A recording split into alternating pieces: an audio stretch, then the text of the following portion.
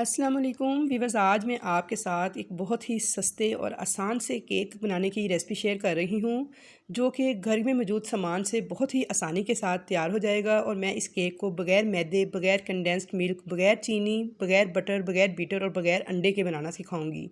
बस कुछ टिप्स हैं जिनको अगर आप फॉलो करेंगे तो मेरी गारंटी है कि आपका केक इसी तरह सॉफ्ट और स्पंजी बनकर तैयार होगा और बहुत ही मज़ेदार बन के तैयार होगा। गारंटी है मेरी इस रेसिपी के लिए व्यूअर्स कि अगर आप इसको ट्राई करेंगे तो इंशाल्लाह ताला आपको बेहद पसंद आएगा, आपकी फैमिली फ़ैन हो जाएगी इस रेसिपी की। तो चलिए रेसिपी स्टार्ट करते हैं, लेकिन उससे पहले अगर आपको रेसिपी पसंद आए तो इसे लाइक और शेयर करना मत भूलिएगा। चैनल पर नए हैं तो चैनल को सब्सक्राइब कर लीजिएगा ताकि आपको मेरी आइंदा आने वाली तमाम वीडियोज़ इसी तरह देखने को मिलती रहें। तो सबसे पहले गुड़ और आटे का केक बनाने के लिए हम सबसे पहले केक टिन को रेडी करेंगे। उसके लिए व्यूअर्स मैंने लिया है एक रेक्टेंगुलर शेप का केक टिन, जो कि 9 बाई 3 इंच का है।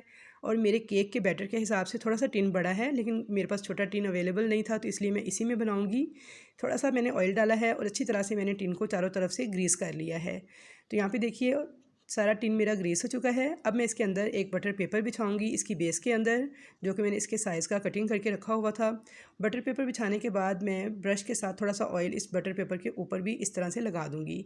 इससे क्या होगा, केक हमारा चिपकेगा नहीं। आप चाहें अगर आपके पास बटर पेपर नहीं है तो आप इसके अंदर मैदा या आटा भी डस्ट कर सकते हैं। मैंने उसका तरीका बहुत सारी केक की रेसिपीज़ में आपको बताया हुआ है कि जब बटर पेपर ना हो तो किस तरह से आप केक टिन को डस्ट करके रेडी करें। तो चलिए केक टिन हमारा रेडी है। अब हम इसका अगला स्टेप देखते हैं। अगला स्टेप ये है कि मैंने यहाँ पे लिया है गुड़। एक डली मैंने गुड़ की ली है, जो कि तकरीबन 70 ग्राम वज़न में है। इसको मैं इस तरह से ग्रेट कर लूँगी। तो व्यूअर्स आजकल गर्मी का मौसम है तो गुड़ बहुत ही ज़्यादा सॉफ्ट हो चुका है, जिसकी वजह से बहुत ही आसानी के साथ ये ग्रेट हो रहा है। लेकिन अगर आप इस रेसिपी को सर्दियों में ट्राई करें तो आप इस गुड़ को हल्का सा माइक्रोवेव कर लीजिएगा 1 से 2 सेकंड, ताकि ये सॉफ्ट हो जाए।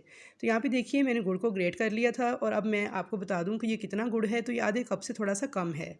अगर आप मीठा ज़्यादा पसंद करते हैं तो आप इसे आधा कप पूरा लीजिएगा, लेकिन अगर आप नॉर्मल मीठा पसंद करते हैं तो फिर आप इसे आधे कप से थोड़ा सा कम लीजिएगा। वज़न में ये 70 ग्राम है। तो यहाँ पे देखिए गुड़ को मैंने ग्रेट कर लिया था। तो अब हम चलते हैं इसके अगले स्टेप की तरफ। तो अगला स्टेप इसका ये है कि एक अदद बाउल लेंगे और इस बाउल के अंदर हम डाल देंगे इस गुड़ को, जो कि हमने ग्रेट करके रखा है। और साथ ही इसके अंदर 1/4 कप कुकिंग ऑयल डाल देंगे। ये वही कुकिंग ऑयल है जो हम खाना पकाने में इस्तेमाल करते हैं। अगर टेबल स्पून से मेजर करके लें तो ये 4 टेबल स्पून कुकिंग ऑयल के बराबर है। और अब मैं इसके अंदर 3 टेबल स्पून दही ऐड कर दूंगी।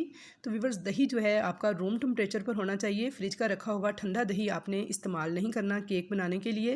तो यहाँ पे देखिए मैंने 4 टेबल स्पून कुकिंग ऑयल था, 3 टेबल स्पून दही और साथ में 70 ग्राम जो गुड़ मैंने ग्रेट किया था। इन तीनों चीज़ों को मैं हैंड विस्कर की मदद से अच्छी तरह से मिक्स करूँगी। इतना मिक्स करना है कि ये गुड़ जो है ये तमाम इसके लम्स ख़त्म हो जाएं और ये सारे का सारा जो है अच्छी तरह से मिक्स हो जाए। इस सारे प्रोसेस में 4 से 5 मिनट मुझे लग गए थे। मुसलसल आपने हैंड विस्कर को इस तरह से चलाते जाना है। तो ये देखिए यहाँ पे गुड़ हमारा सारा जो है ये मिक्स हो गया है, यानी पिघल चुका है। तो व्यूअर्स आज ये रेसिपी मैं आपको बगैर अंडे के, बगैर बीटर के, बगैर बटर के बनाना सिखा रही हूँ। तो आपने देखा कि मैंने इसमें कोई भी अंडा इस्तेमाल नहीं किया।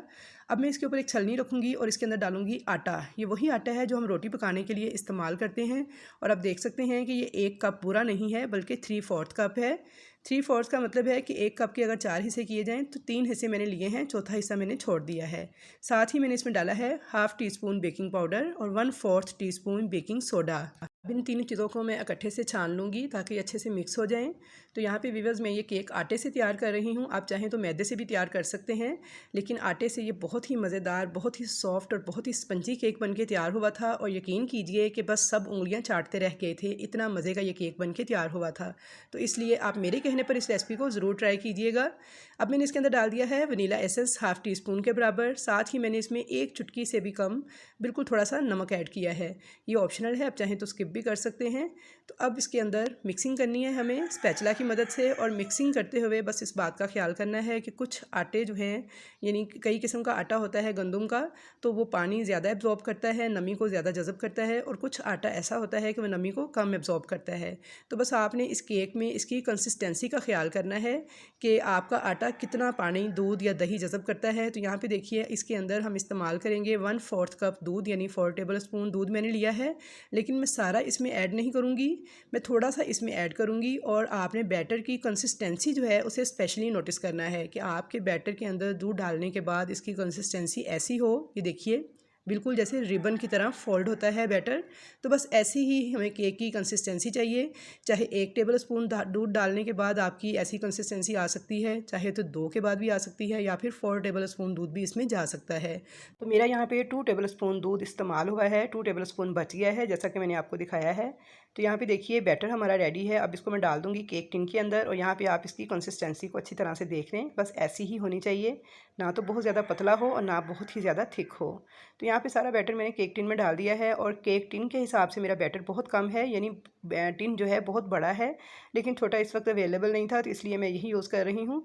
अब इसके ऊपर थोड़े से कटे हुए बादाम थे, तो मैं इस तरह से इसके ऊपर छिड़क दूँगी। थोड़े से टूटी फ्रूटी थे, ये भी मैं इसके ऊपर इस तरह से गार्निश कर दूँगी। आप इसके ऊपर कुछ भी लगा सकते हैं। आपके पास सफ़ेद तिल हो आप वो भी यूज़ कर सकते हैं, चारों मगज़ हो वो भी यूज़ कर सकते हैं। कोई भी ड्राई फ्रूट्स जो हैं आप अपनी पसंद के मुताबिक जो हैं इसके ऊपर गार्निश कर सकते हैं, और चाहें तो बिल्कुल प्लेन भी इस केक को तैयार कर सकते हैं, ये फिर भी बहुत मज़ेदार बनता है। तो टूटी फ्रूटी डालने से पहले मैंने थोड़ा सा इसके ऊपर आटा डाला है, तकरीबन हाफ़ टी स्पून के बराबर। अच्छे से टूटी फ्रूटी को आटे के साथ मिक्स किया है, और अब मैं इसको इसके ऊपर गार्निश करूँगी। आटा डालने की रीज़न ये है कि अगर मैं इसके ऊपर आटा ना लगाती तो ये सारे टूटी फ्रूटी नीचे तह में बैठ जाते जैसे ही केक बेक होता। तो अब इस तरह लगाने से ये ऊपर ही रहेंगे, केक के साथ ऊपर ही स्टिक हो जाएंगे, नीचे नहीं जाएंगे। तो ये एक टिप थी जो मैंने आपके साथ शेयर की कि जब भी आप किसी भी चीज़ को ऊपर टूटी फ्रूटी लगाएं, गार्निश करें केक के ऊपर, तो उन्हें हल्का सा आटे में या मैदे में कोट कर लें। तो ये इसी तरह से जैसे आपने लगाए हैं सेम इसी तरह ऊपर के ऊपर ही रहेंगे। तो चलिए अब केक का हमारा बैटर रेडी हो चुका है। इसे अब हम एक देगची मैंने 10 मिनट पहले मीडियम फ्लेम पे चूल्हे पे रख दी थी प्री हीट होने के लिए, जब मैंने केक बनाना स्टार्ट किया था। तो ये देखिए बहुत अच्छे से मेरी देगची गर्म हो चुकी है। अंदर मैंने एक स्टैंड यूज़ किया है। अगर आपके पास स्टैंड ना हो तो कोई सी भी कटोरी या उल्टी करके एज ए स्टैंड यूज़ कर सकते हैं। इस केक टिन को मैं रख दूँगी इस स्टैंड के ऊपर, कवर कर दूँगी, और इसके ऊपर एक मोटा कपड़ा या फिर मोटा टॉवल आप डाल दें चारों तरफ से, ताकि इसकी हवा ना निकलने पाए। और फ्लेम इसके नीचे रखेंगे बिल्कुल ऐसे जैसे हम चावलों को दम लगाते हैं, उससे थोड़ा सा तेज़।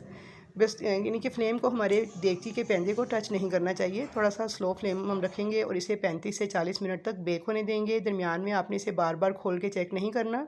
इस तरह करने से केक की सारी गर्म हवा निकल जाती है और केक अच्छे से बेक नहीं होता। तो यहाँ पे देखिए 40 से 45 मिनट हो गए थे केक को पकते हुए। तो चलिए इसे चेक कर लेते हैं। तो ये देखिए माशाल्लाह अल्हम्दुलिल्लाह हमारा बहुत ही खूबसूरत कलरफुल सा गुड़ और आटे का केक बहुत ही सॉफ्ट और स्पंजी बनके तैयार हुआ है। दिखने में ही इतना यमी लग रहा है, तो खाने में भी यकीनन लाजवाब बनके तैयार हुआ था। एक टूथपिक इसमें इंसर्ट करेंगे तो ये देखिए ये बिल्कुल क्लीन है, इसके साथ कुछ भी चिपका हुआ नहीं है। तो इसका मतलब है केक हमारा परफेक्टली बेक हो चुका है। अगर आपके टूथपिक के साथ कुछ चिपका हुआ महसूस हो तो आप इसे 5 से 10 मिनट मज़ीद बेक कीजिएगा। तो यहाँ पे केक टिन को मैंने निकाल लिया था देगची से, और इसको ठंडा होने देंगे। आपने इसे गरम गरम हरगिज़ नहीं निकालना, क्योंकि ये बहुत ही ज़्यादा सॉफ्ट और मुंह में घुल जाने वाला केक तैयार होता है। तो अगर आप इसे गरम गरम निकालने की कोशिश करेंगे तो ये टूट जाएगा। और यहाँ पे व्यूअर्स आप देख सकते हैं कि केक ने किनारे छोड़ दिए हैं। ये हमारे केक के मुकम्मल तौर पे बेक होने की निशानी है कि बहुत अच्छे से बेक हो चुका है। और कलर देखें इसका कितना खूबसूरत आया है कि यकीन कीजिए कि इसे देखते ही खाने को दिल चाह रहा था। तो बस इसे अब हम छुरी इस तरह से चलाते हुए इसके किनारे थोड़े से फ्री कर लेंगे। केक को मैंने पहले मुकम्मल तौर पे ठंडा किया है, और इसके ऊपर मैंने एक कपड़ा डाल दिया था ताकि इसकी जो स्टीम है वो इसके अंदर ही रहे। और इसके बाद इसको अब निकाल लेंगे। तो ये देखिए बटर पेपर उतार लेंगे इसका। तो अब इसकी कटिंग कर लेंगे। तो माशाल्लाह एक्स्ट्रा सॉफ्ट, एक्स्ट्रा स्पंजी, मुंह में घुल जाने वाला ज़बरदस्त किस्म का हमारा गुड़ और आटे का केक बनके तैयार हो चुका है। तो आई होप व्यूअर्स कि आपको मेरी आज की गुड़ और आटे की केक की ये रेसिपी बहुत ज़्यादा पसंद आएगी, और ये हमारी हेल्थ के लिए बहुत ज़्यादा मुफीद भी है, क्योंकि हमने इसमें आटे और गुड़ का इस्तेमाल किया है। तो आप चाहें तो बच्चों को ये लंच बॉक्स के लिए भी बना के दे सकते हैं, और रूटीन में भी बच्चों को बना के आप सर्व कर सकते हैं। आपकी फैमिली को बेहद पसंद आएगी ये रेसिपी। तो आप मुझे फ़ीडबैक ज़रूर दीजिएगा कमेंट्स बॉक्स में कि आपका केक कैसा बनकर तैयार हुआ और आपको मेरी ये रेसिपी कैसी लगी। तो इंशाल्लाह ताला उम्मीद है कि मेरे टी केक रेसिपी की तरह आपको मेरी ये रेसिपी भी बेहद पसंद आएगी।